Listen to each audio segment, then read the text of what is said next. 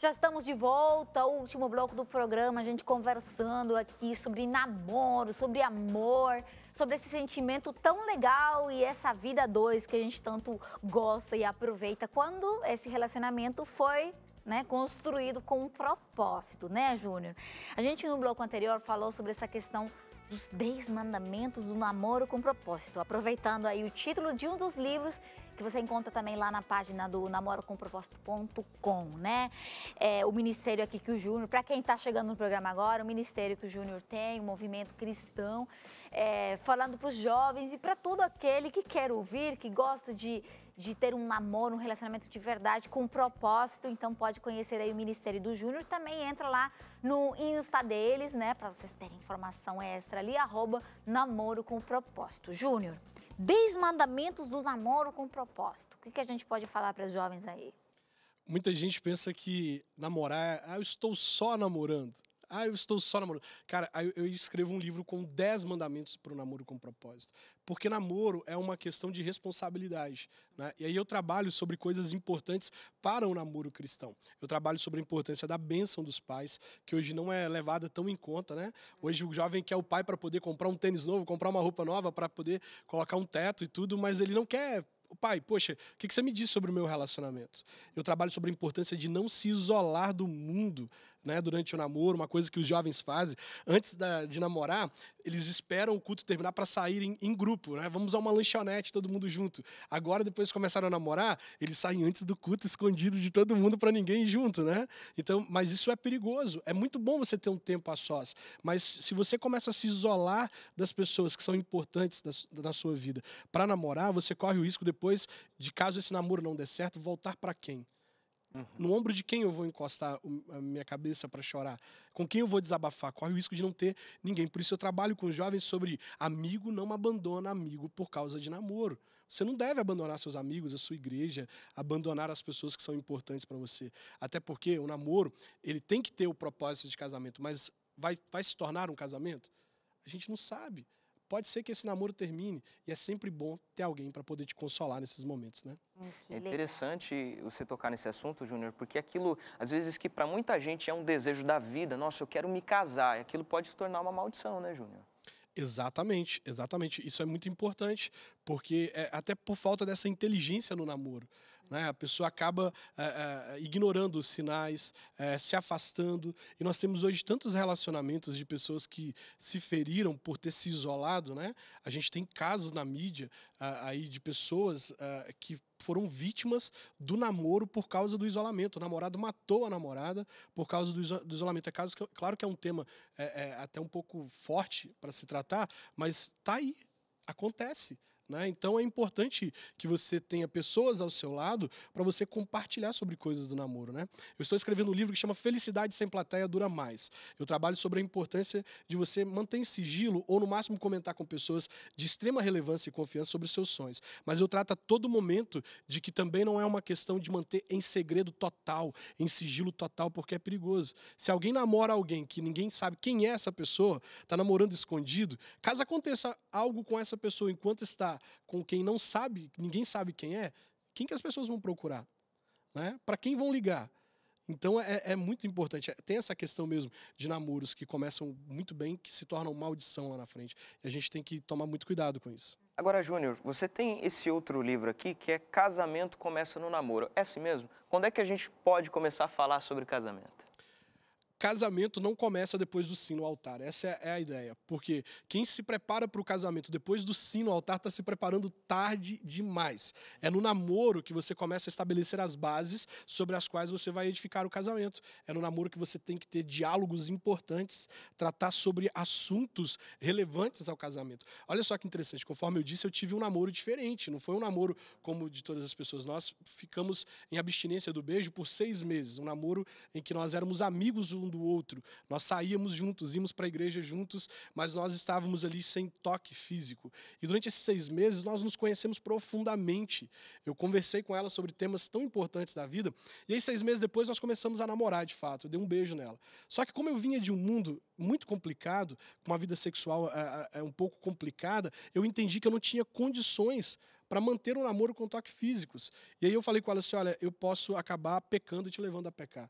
Eu entendi isso. E a minha proposta foi, vamos voltar para o método antigo? Vamos voltar a ter um relacionamento sem toques, sem beijos, e vamos esperar até o dia do nosso casamento para que isso aconteça, para que a gente não caia na tentação, né? E aí, o interessante é que o diálogo foi a base do nosso relacionamento. Eu estava com ela e ela a gente não tinha beijos, não tínhamos toques, mas a gente tinha diálogo, a gente orava, a gente lia a Bíblia, a gente conversava. E é interessante que, para muitos conflitos que a gente enfrentou no casamento, a gente já tinha resposta. A gente já tinha resposta para muitas coisas porque a gente já conversava sobre isso. Nós líamos livros sobre assuntos de casados, sobre problemas que os casados vão enfrentar no namoro, estabelecíamos bases. E hoje, quando surge alguma coisa, a gente já tinha conversado sobre aquilo lá no passado. Então a gente sabe resolver os problemas muito mais fácil. Agora, Júnior, por exemplo, a gente está namorando há um tempo, a gente conversou bastante e tudo, mas quando será? Existe um momento realmente em que, agora a gente está pronto, está preparado para casar? Existe quem sabe, algum sinal que a gente veja, não, é agora mesmo que estamos prontos para casar? Bom, é importante pensar num tempo de namoro, né? Nós já temos aí um tempo de namoro considerável para que não seja uma decisão precipitada, para que não seja uma escolha, às vezes, movida pela ansiedade, porque tem gente que diz assim, meu namorado disse que ele não está preparado para casar, eu fico muito triste com isso. E aí você percebe que de um lado tem sim uma falta de preparo, mas do outro tem uma ansiedade desesperada para namorar, para casar. O namorado não está preparado, mas a namorada está ansiosa. Então nós temos aí esse conflito, né? Então, qual que é o momento certo? É o momento onde não existe mais dúvidas. Eu já entendi. Olha, é você mesmo que eu quero me casar com você. Eu gostei de você, consigo lidar com os seus defeitos, consigo lidar com as suas qualidades, com o pacote completo. E eu não tenho dúvidas de que eu quero passar a minha vida ao seu lado. Eu sempre digo, na dúvida, não ultrapasse. Não ultrapasse na dúvida, porque você pode estar correndo o risco ali de lá na frente se arrepender da escolha que você fez. Então é importante que conversem muito, que mantenham diálogo sobre coisas importantes no casamento, que estabeleçam acordos. Olha, eu não concordo com isso. Percebe se a pessoa tem disposição para mudar. Se a pessoa tem disposição para mudar, vale a pena dar uma chance. Mas se ela não tem disposição para mudar, é interessante que nós estamos falando da fase de conquista. O namoro é a fase de conquista. Então, se alguém te ama, ela vai se esforçar para mudar no namoro. Se ela não se esforça para mudar no namoro depois do casamento, ela não vai se esforçar. Porque rola aquela questão de se acomodar. Rola aquela questão de, agora ele já assinou o papel, nós já estamos casados, eu posso tirar as máscaras, eu posso ser quem eu sou, né? E por isso é importante ter o diálogo, para poder saber se aquela pessoa ela está disposta a mudar, está disposta a se tornar uma pessoa melhor. E aí esse é o momento. Já identifiquei a disposição para mudar, não tenho mais dúvidas, quero me casar com você, consigo lidar com as suas qualidades e com os seus defeitos, bora casar. Ótimo. Então, mas aqui, a gente já está chegando mais para o final do programa.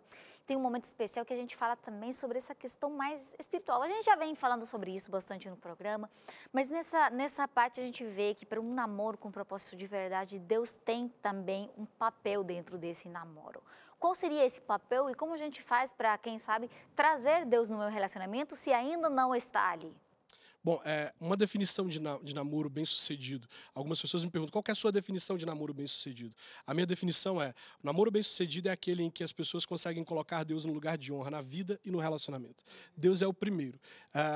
É interessante que no dia do meu casamento eu disse para a Michelle assim, eu prometo amar a Deus acima de tudo. E você vai receber as consequências desse amor. Eu prometo ser fiel a Deus, eu prometo amar a Deus, eu prometo respeitar e honrar a Deus durante toda a nossa vida.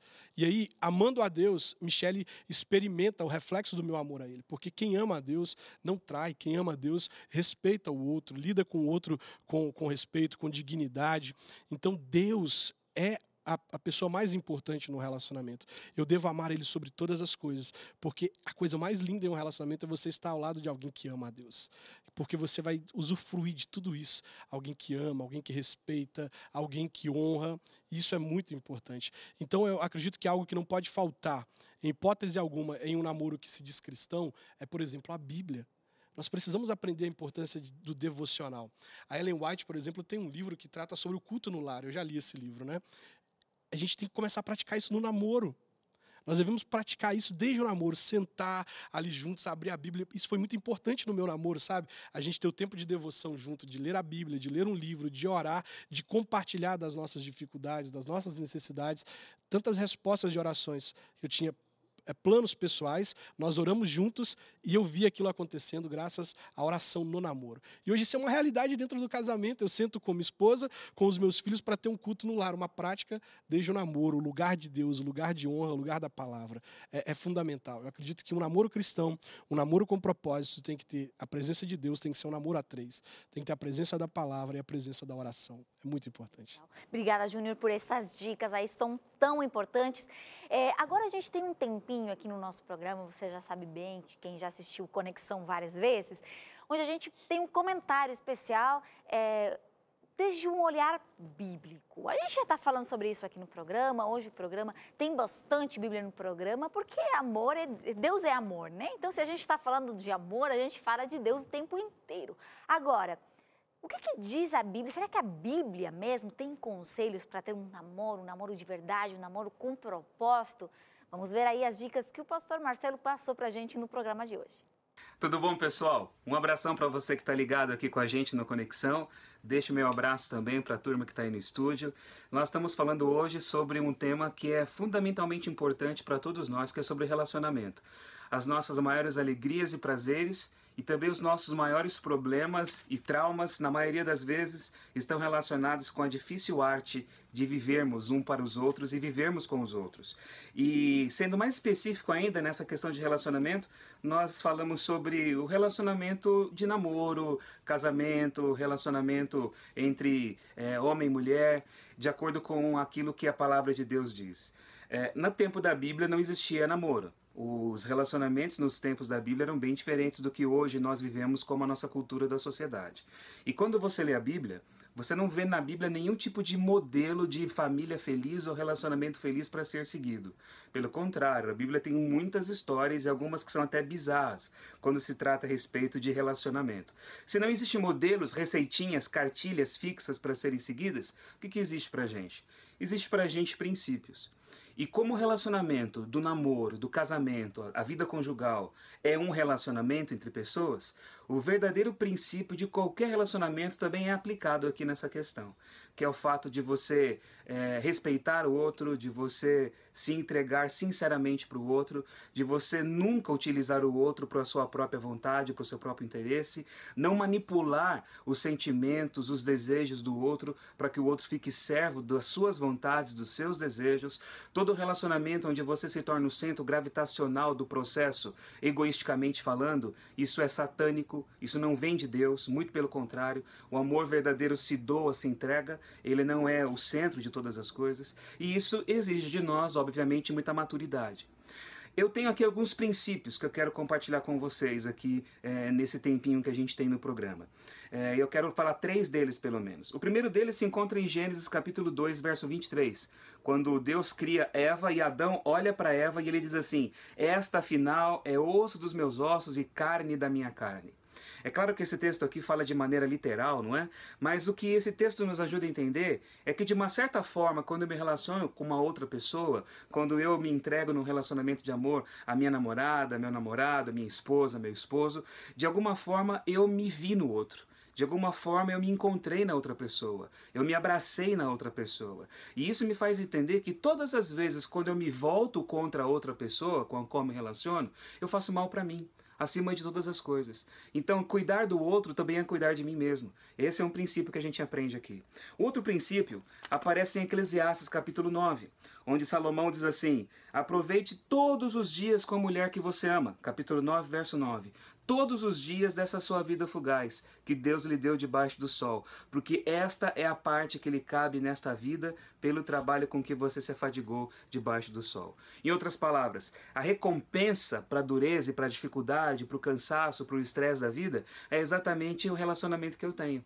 Muitas vezes nós descontamos todas as tristezas e tensões da nossa vida rotineira no outro ou na outra pessoa. E isso principalmente no casamento, depois que o casamento já tem alguns anos anos de estrada. A Bíblia fala que é exatamente o contrário. Se a vida está ruim, se o dia foi difícil, seu marido, sua esposa, seu namorado, namorada, eles existem e foram colocados por Deus para tornar a sua vida mais feliz, mais leve. E o último princípio que eu quero compartilhar com vocês, nós encontramos na carta que Paulo escreve aos Efésios. Efésios, no capítulo 5, vem aqui um dos textos que é um dos textos mais impopulares da Bíblia. Ele diz assim: sujeitem-se uns aos outros no temor de Cristo. Efésios 5, verso 21. E agora vem o verso 22. Esposas, que cada uma de vocês se sujeite ao próprio marido como ao Senhor, porque o marido é o cabeça da esposa. Muitas pessoas veem nesse texto uma desculpa para que o homem seja o principal no relacionamento e faça da sua mulher uma espécie de empregada de luxo da vontade dele. Mas não é nada disso que a Bíblia fala, porque logo no verso 25 Paulo diz assim: maridos, que cada um de vocês ame a sua esposa, como também Cristo amou a igreja e se entregou por ela. Agora a pergunta que fica para nós é: quem é que ama mais? Alguém que está disposto a se entregar a própria vida para aquela pessoa que ama, ou aquele que ama e quer fazer tudo aquilo que é bom para a edificação do outro, como a esposa faz para o seu marido? O marido que dá a própria vida por ela, ou aquela que vive para poder alegrar o marido, os dois estão se entregando mutuamente o tempo inteiro. E esse é o princípio verdadeiro de um relacionamento. E isso só pode acontecer na maturidade da vida cristã. Pense nisso, tá bom? Um abraço para todos e até a próxima. Muito obrigado, pastor Marcelo Rezende. E, Júnior, o que a gente pode falar para a gente já está chegando no finalzinho do programa. Qual a mensagem que a gente tem que deixar para o jovem que está ali, pensando no relacionamento dele? Bom, vamos começar falando para os solteiros, aqueles que estão sozinhos, né? O meu conselho para você que está sozinho é que o amor da sua vida tem que ser fruto de um relacionamento íntimo com o céu. Leia sobre Isaac, você vai perceber que Isaac estava mantendo um relacionamento profundo com Deus. A Bíblia diz que ele havia saído para o campo para poder orar, e ele orava, e de repente aos 40 anos de idade, sem nenhuma ansiedade, sem nenhum tipo de desespero para ter um relacionamento, ele, durante a oração dele, ele olha e vê Rebeca, a mulher com quem ele se casaria, vindo na direção dele. Veja que coisa linda, Isaac estava mantendo um relacionamento íntimo com Deus, e o amor da vida dele é fruto desse relacionamento. Então, invista seu tempo na obra de Deus, invista seu tempo com Deus, ore, tenha experiências marcantes com Deus, para que você possa estar gerando o amor da sua vida lá na frente. Para aqueles que já estão em um namoro, o meu desejo, profundo desejo do meu coração, é que vocês levem a sério esse namoro, que vocês conversem, que vocês estabeleçam bases, que vocês escrevam uma história que sirva para ser contada lá na frente, uma história que sirva de exemplo. Nós temos visto tantos casamentos destruídos, nós temos tantos exemplos negativos, pessoas que se deram mal nessa área, e Deus quer levantar uma geração que vai levantar a bandeira, dizendo que casamento é vontade de Deus, que casamento dá certo, e essa bandeira começa a ser levantada no namoro. Estabeleçam bases, tenham bons diálogos, certifique-se de que você está ao lado da pessoa certa, case-se com essa pessoa e deixe Deus fazer do seu casamento como uma cidade construída sobre uma montanha, que todos podem ver, que a luz do relacionamento de vocês brilhe, as pessoas vejam as boas obras de vocês e glorifiquem a Deus por causa daquilo que vocês têm feito. Esse é o desejo mais profundo do meu coração para você que está aí em um namoro, construa um relacionamento para a glória de Deus. Legal, Júnior. Muito obrigada pela sua participação hoje. Foi muito boa, aprendimos bastante. E fica aí a dica para vocês, se quiserem saber mais, conhecer mais desse movimento cristão Namoro com Propósito, vocês podem entrar lá no Insta, @namoro com propósito. Vocês podem entrar na página também, namorocomproposito.com. Aí vocês podem, quem sabe, ler os livros, tem materiais, tudo que o Júnior já falou, tem que aproveitar. O importante, né, Júnior, é a gente se fazer as perguntas, né? A gente se informar, a gente tentar, né, esse amor real, esse amor informado, inteligente, para poder ter realmente um namoro com propósito. Um grande desafio, né, Alessandro? É verdade, um grande desafio, mas você que está assistindo a gente sabe que Deus tem um plano aí na sua vida, viu? E, claro, para que você seja feliz. Às vezes, a gente tenta fazer tudo do nosso jeito, mas do nosso jeito pode ser como querer subir uma montanha com uma geladeira nas costas. Fica muito mais fácil quando a gente deixa Deus tomar conta, principalmente dos nossos relacionamentos. Perfeito. Muito obrigada, Júnior. Foi um prazer ter você aqui. E a gente já se despede de vocês. Lembrando só nossas redes sociais, no Facebook, no Insta, @PG Conexão, e também no YouTube. Você vê ali o endereço, aparece agora na sua tela. Se inscreva lá no canal, ative o sino e fique sempre ligado com o Conexão Jovem, que temos várias dicas aí preparadas para você. Júnior, umas últimas palavras para o pessoal? Um abraço para o meu amigo Ivan Saraiva, né? Grande abraço pro pastor, está escrito. E eu quero convidar o pessoal para seguir a gente no Instagram, porque nós respondemos diariamente no Stories várias perguntas. As pessoas mandam muitas perguntas e a gente responde temas diversos sobre namoro. E com certeza isso pode abençoar a vida de pessoas que estão aí em dúvidas, lidando com problemas no namoro. A gente apresenta soluções bíblicas para diversas áreas do relacionamento. Legal, Júnior. Muito obrigada. E obrigada também você por estar aí conectado com a gente no programa de hoje. A gente se despede por aqui. Muito obrigada, pessoal. E até semana que vem.